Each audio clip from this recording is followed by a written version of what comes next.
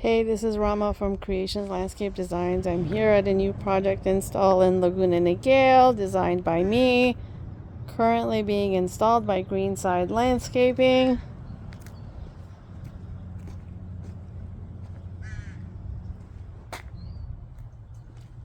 We're keeping all the existing hardscape because it ain't broke.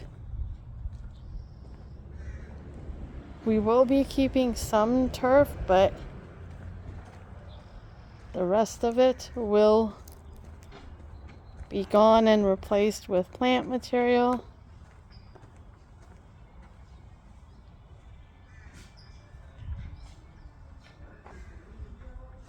We're gonna do a rock garden.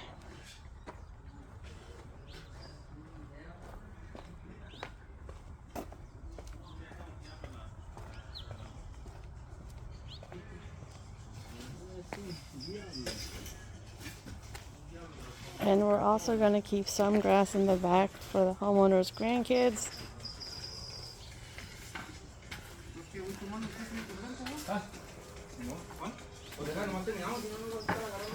I just want to show you one thing. And yes, I realize I'm in their way. Sorry, lo siento.